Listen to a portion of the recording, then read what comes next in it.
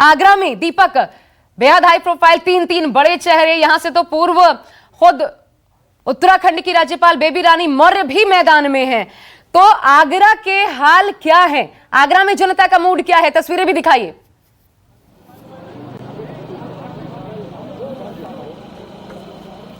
जी सीधे तस्वीरें हम दिखाने की कोशिश करते हैं। ये आगरा छावनी में इस वक्त हम मौजूद हैं। बेबी रानी अभी कुछ समय पहले यहाँ पर आई थी मतदान देने के लिए। हमने उनसे बात की तो उन्होंने कई मुद्दों पर हमसे बात की। हम कुछ समय में दर्शकों को तस्वीरें भी, उनकी बाइट भी दिखाएंगे।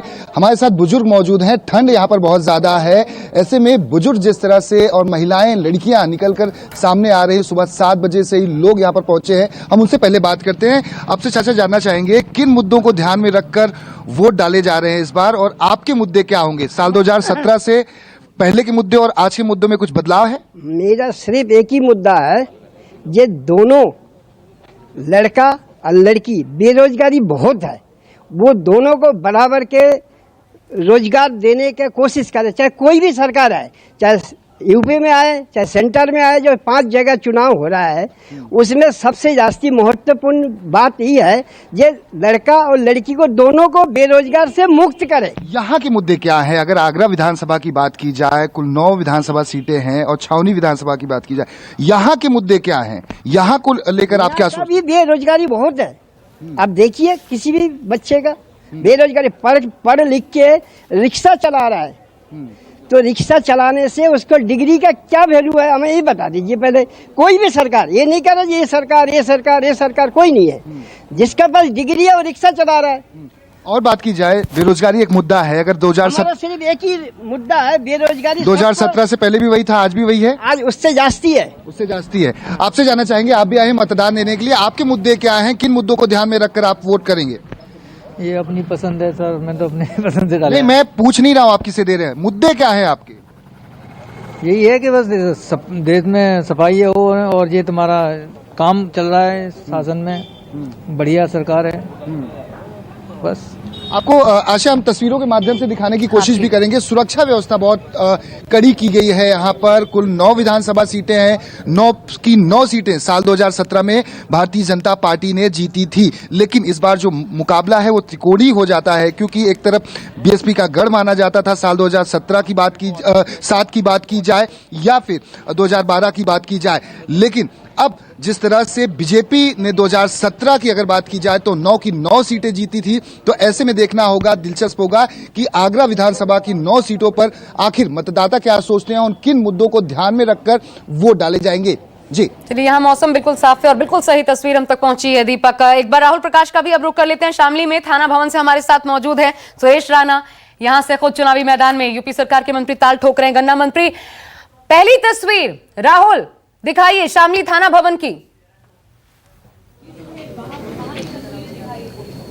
देखिए, मैं जो आपको तस्वीर दिखा रहा हूँ बेहद अलग है, क्योंकि सुबह के वक्त से ही लंबी कतारें थी, बेहद ठंड आज है। और ये तस्वीर आप देखिए, पहले आप भीड़ देख के अंदाज़ा लगा सकते हैं कि लोगों में कितना उत्साह है। ये तस्वीर इसलिए भी अलग है क्योंकि जो थाना भवन है ये मौजूदा यहाँ पे जो बीजेपी के प्रत्याशी हैं वो मंत्री भी हैं, और ऐसे में यहाँ के जो मुद्दे हैं वो किसानों से जुड़े मुद्दे थे, क्योंकि गन्ना मंत्री खुद हैं और मुद्दे भी वही हैं। लेकिन अभी की तस्वीर ये है कि यहाँ जो भीड़ है, जो लंबी कतारें हैं, आप उसको देख के अंदाज़ा लगा सकते हैं, क्योंकि सुबह जब हम यहाँ पहुँचे थे तो जो लोग थे वो घरों से पहले निकल लाइन पे खड़े थे, और अभी जो भीड़ आप देख रहे हैं थाना भवन की तस्वीर है ये, इससे आप अंदाजा लगा सकते हैं कि कितना उत्साह के साथ लोग यहाँ मतदान कर रहे हैं। यानी साफ तस्वीर यही है कि लोग जागरूक हुए हैं, जागरूक होते हुए ये मतदान का अपना प्रयोग कर रहे हैं। हालांकि अभी सुबह का ही वक्त है, ठंड भी है, लेकिन बावजूद इसके इसमें बुजुर्ग भी हैं, विकलांग भी हैं, महिलाएं भी हैं, तमाम वो लोग हैं जो घरों से निकलकर अपने मतदान का प्रयोग कर रहे हैं। सबसे बड़ी पिक्चर यहीं से सामने आ रही है, जरूर है जी। जबरदस्त भीड़ सुबह सुबह यहाँ पर मतदाताओं की। मैं चाहूंगी वाइड पिक्चर दिखाइए जरा यहाँ पर, और जितना हो सके बात कीजिए। देखिए, मैं आपको पहले तस्वीर दिखाता हूँ पूरी तरीके से कि ये पूरा जो स्कूल है, इस स्कूल में किस तरीके से मतदान जो हो रहा है, और भीड़ आप खुद देखिए, आप अंदाज़ा लगा सकते हैं कि यहाँ किस तरह की लंबी कतारें हैं। ये स्कूल का जो प्रीमाइसेस है उस प्रीमाइसेस से ही लंबी कतारें लगनी शुरू हो गई थी, क्योंकि मैनेजमेंट यहाँ करना था, तो ऐसे में उनको डिवाइड किया गया क्योंकि लंबी कतारें ज़्यादा हो गई थी। तो आप भीड़ देख के अंदाज़ा लगा लीजिए कि किस तरीके से यहाँ भीड़ है। मैं बात करता हूँ जो वोट डाल के आए हैं। पहले अपना ये निशान दिखा दीजिए।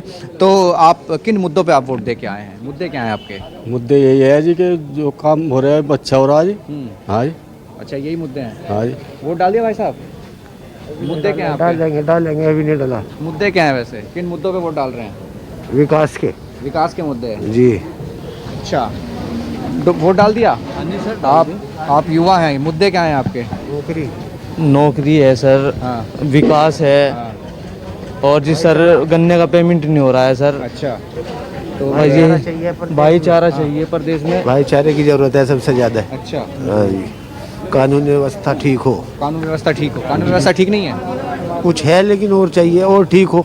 अच्छा, ये आप सुन रहे हैं मुद्दे जिस तरीके से। ये एक युवा भी हैं और किसान तो हैं ही, लेकिन जिस तरीके की बात कर रहे हैं विकास और रोजगार, ये एक अलग तस्वीर है। ये इसलिए भी ज़रूरी हो जाती है क्योंकि जिन मुद्दों पे मतदान का प्रयोग किया जाता है वही सरकार बनाते हैं, और सरकार से जिस तरीके की बात की जाती है कि जनता से बनी ही सरकार तमाम वो कार्य करती है, लेकिन जो कार्य करते हैं उससे जनता को ये भरोसा मिले या ना मिले, लेकिन जनता ये ज़रूर कहती है कि हमें विकास पर वोट देना है, रोजगार पर वोट देना है। तो ये तस्वीर यहाँ की अलग है इसलिए। जी।